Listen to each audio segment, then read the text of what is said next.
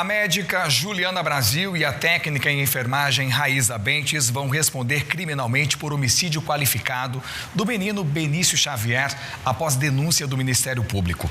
A criança morreu depois de receber uma superdosagem de adrenalina na veia em um hospital particular aqui de Manaus. O Leandro Guedes tem mais informações sobre esse caso a partir de agora e traz os esclarecimentos para a gente. Boa noite, Leandro. Alex, boa noite a todos. Nessa denúncia que foi apresentada pelo Ministério Público, no texto, a Juliana Brasil, ela aparece como aquela pessoa que fez a prescrição eletrônica, né, da dosagem de adrenalina que seria aplicada por via intravenosa no Benício e que essa substância, então, acabou sendo aplicada pela Raíza. E aí, por conta disso, nesse texto, a Juliana aparece, então, denunciada por homicídio e também até por falsidade ideológica. Que, segundo o Ministério Público, esse último crime de falsidade ideológica ela teria cometido pelo menos 10 vezes, porque ela utilizava carimbos e guias se autodeclarando pediatra, sendo que ela não possui registro de qualificação. Já a Raíza aparece denunciada por homicídio.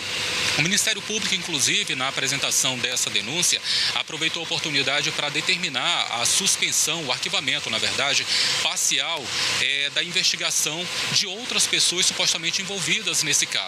Para o Ministério Público, até o momento, ficam isentos, então, dessas investigações os gestores do hospital onde o Benício morreu e também os médicos plantonistas. O Ministério Público também determinou que os pais do menino Benício sejam habilitados para atuarem como auxiliares de acusação. Agora que essa denúncia foi apresentada, tanto a Juliana quanto a Raíza, elas têm até 10 dias para apresentar uma resposta escrita perante a Justiça. A gente lembra aqui que no dia 23 de novembro do ano passado, o Benício Xavier, ele acabou morrendo em um hospital particular aqui da capital amazonense. Ele tinha sido levado até essa unidade com tosse, também com a suspeita de uma laringite, e acabou recebendo uma alta dosagem de adrenalina e sofreu várias paradas cardíacas. Ainda sobre esse assunto, sobre a questão da denúncia, a defesa da Juliana respondeu o seguinte, que no momento discorda do que foi apresentado pelo Ministério Público, discorda inclusive sobre o arquivamento parcial das denúncias sobre outras pessoas, mas diz que confia na Justiça e que espera que durante o processo todos os fatos sejam esclarecidos. Mais informações sobre essa denúncia apresentada pelo Ministério Público e também sobre esse caso você pode encontrar lá no G1 Amazonas. Voltamos com você, Alex. Ok, Leandro Guedes, obrigado pela participação, boa noite para você. Caso que a gente continua acompanhando e trazendo as informações ao vivo. Nesse momento, vamos acompanhar a movimentação da nossa cidade. A gente quer saber como é que está a volta para casa do Manauara. Na sua tela, a Avenida Darcy Vargas, sentido Teomário Pinto. No bairro Dom Pedro, movimentação bastante intensa. Embaixo, a Avenida Djalma Batista também, com bastante veículos circulando. Estamos nas imediações de um shopping da zona centro-sul da capital e a circulação, nesse momento, é intensa. Nesta terça-feira, começou o reforço da fiscalização nos barcos que vão seguir aqui de Manaus para Parintins. A Operação Parintins verifica, inclusive, possíveis irregularidades em embarcações e também orienta os passageiros nesse período que tem maior movimentação por causa do Festival Folclórico de Parintins. Verifique se a embarcação tem colete salva-vidas, se a embarcação não está no estado precário, se ela tem o passe da Marinha, né, para trafegar. E você que é usuário, né, você que tem um direito à gratuidade, cobre essa gratuidade. Você é idoso, você é PCD, se encontrar dificuldade em comprar uma passagem com desconto, uma gratuidade, procure a Serpan. Em 2025, 691 embarcações levaram mais de 100 mil pessoas para o município, um aumento de 25% em relação a 2024. O Festival Folclórico de Parintins acontece este ano nos dias 26, 27 e 28 de junho. A Polícia Civil investiga um compositor do Garantido após um grupo de pessoas denunciar um suposto golpe envolvendo a venda de ingressos para o Festival de Parintins. A gente conversa sobre esse assunto seríssimo com o Jean Beltrão, que tem mais informações. Jean, caso grave que está sendo apurado e investigado, não é? Boa noite. Olá, Alex, muito boa noite para você e para todos que nos acompanham, e acende o alerta, não é mesmo? Essa investigação é comandada por meio da Delegacia Especializada em Roubos, Furtos e Defraudações, que investiga o compositor do Boi Garantido, Pedro Nogueira, apontado como responsável por um esquema de venda de ingressos do Festival de Parintins que não foram entregues. Segundo as denúncias, torcedores e turistas foram lesados. Uma empresária relata um prejuízo que chega a casa aí dos R$70 mil. Ela relata que em 2025 o Pedro Nogueira entregou os ingressos, o que gerou confiança, mas na edição deste ano houve atrasos, justificativas e, por fim, o suspeito desapareceu, apagou os perfis das redes sociais e não atende mais às ligações. A nossa produção tentou contato com o Pedro Nogueira, mas até o momento não obteve respostas. Também questionamos o Boi Garantido sobre a permanência ou não do compositor no quadro artístico da agremiação, mas também seguimos no aguardo de respostas. A Polícia Civil informou que segue com as investigações. Enquanto isso, as vítimas desse suposto golpe relatam dificuldades para conseguir novos ingressos que estão cada vez mais raros e com custo ainda mais elevado. Alex. Preocupados, com certeza, de participar do evento, não é? E também pela perda, o prejuízo financeiro. Obrigado, Jean, pela participação. Boa noite para você. E olha, vamos mudar de assunto, continuar falando de Parintins, só de coisa boa, né? Para incentivar a doação de sangue, foi lançada a campanha Junho Azul e Vermelho, uma parceria do Hemoan com os bois Caprichoso e Garantido. O objetivo é engajar as torcidas dos bois e transformar a rivalidade em solidariedade. O sangue, ele não é um medicamento que se pode comprar numa farmácia, né? Ele precisa desse ato de solidariedade do doador, desse compromisso social. Se na hora do cadastro lá, nessa época da campanha, já é perguntado pro candidato à doação, né, qual é o boi dele. E depois a gente transmite a alegria para aquele boi vencedor, mas na verdade o vencedor são todos. É a nação azulada, a nação encarnada, todos são vencedores, porque aqui o desafio é a gente manter a vida. É isso mesmo, já incentivo você. São 6h14, você vai ver a seguir. Produção de bicicletas elétricas cresce e impulsiona a indústria no Amazonas. A gente vai apresentar para você a e-bike daqui a pouquinho. Até já.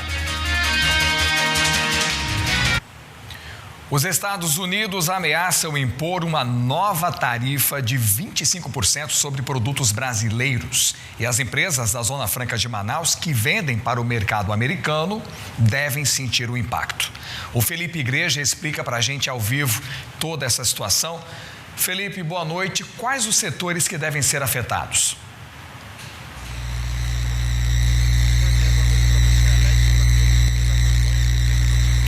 Nós temos um problema no áudio do Felipe e vamos retornar aqui para o estúdio. Daqui a pouco a gente retoma o contato com o Felipe Igreja, direto de Brasília.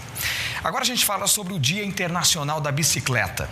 Desde 2018, a Organização das Nações Unidas instituiu essa data para celebrar o uso desse veículo como um meio de transporte sustentável, acessível e que promove a saúde. E aqui no Amazonas, além das bicicletas tradicionais, muita gente está usando um modelo bem diferente, elétrico. A bicicleta faz parte da rotina do Marco há muito tempo. Há 4 anos ele decidiu investir também na bicicleta elétrica. Ela chegou para facilitar a minha vida. Eu tinha algumas bicicletas, né? E acabei unificando todas essas outras bicicletas numa só. Porque a bicicleta com pedal assistido, ela me atende e proporciona uma facilidade muito grande nos meus deslocamentos. O administrador também destaca a manutenção desse modelo. A manutenção dela ela é praticamente a mesma de uma bicicleta convencional, né? Claro que você tem alguns outros cuidados, por exemplo, com água, né? Você não pode, ela é resistente à água, ela não é à prova d'água, então é nesse sentido que a gente tem que tomar cuidado. Na loja do Erildo tem bicicletas de todos os modelos e ele percebeu um aumento na procura pelos elétricos. E muitas pessoas, ela não conhece ainda, não sabe o que é a diferença de uma bike 100% elétrica e uma bike que nós chamamos chamamos de e-bike, que é uma bike com assistência.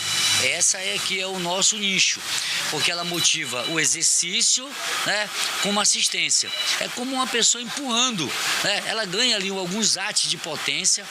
Uma bicicleta elétrica geralmente vem com sensores que detectam a velocidade, a cadência ou a força que você aplica nos pedais. O motor entra em ação de forma suave, dando uma espécie de empurrão no veículo. Esse auxílio pode ter vários níveis, do mais leve até a potência máxima.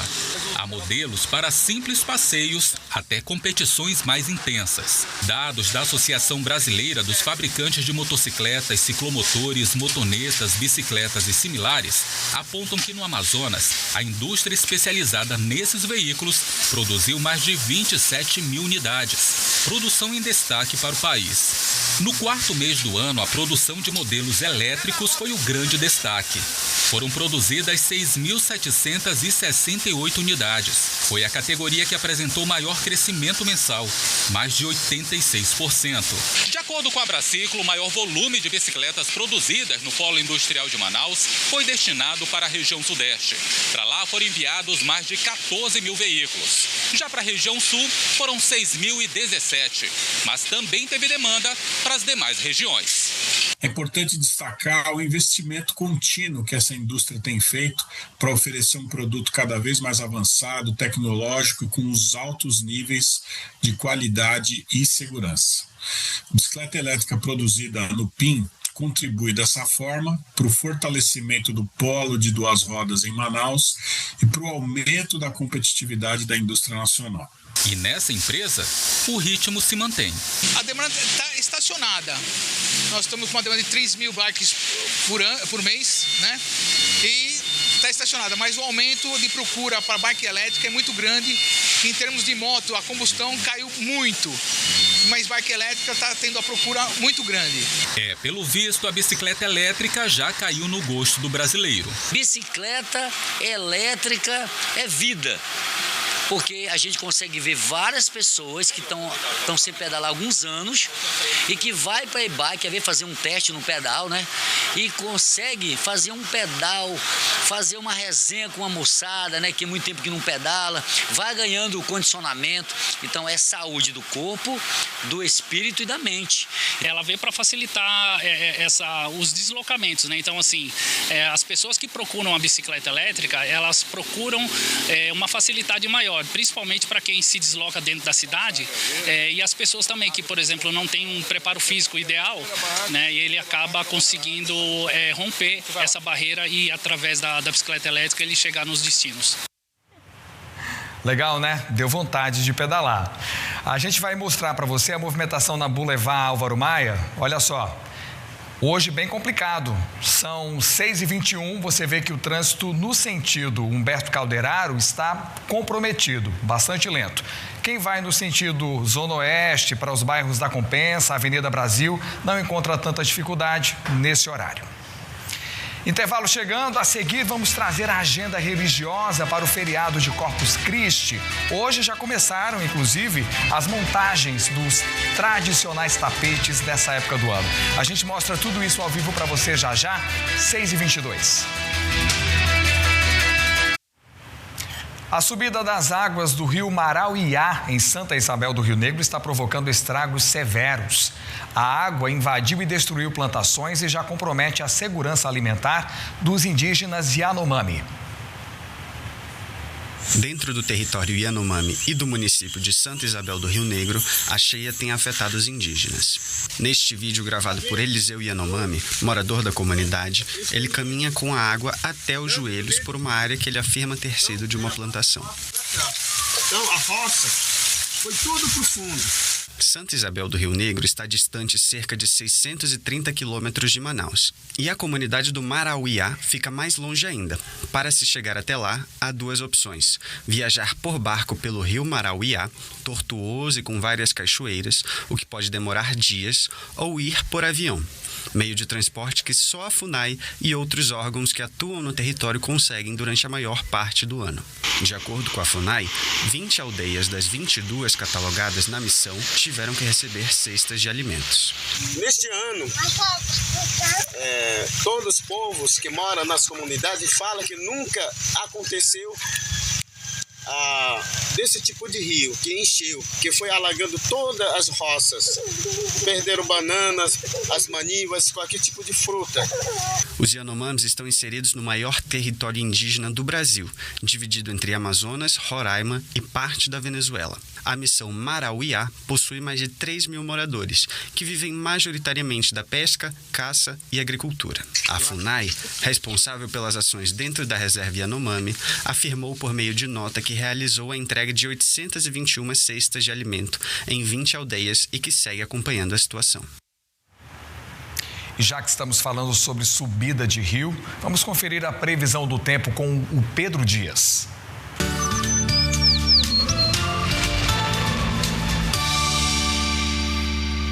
Oi, Alex. Boa noite. Como vimos há pouco na reportagem, a elevação do rio Marauiá tem causado diversos problemas.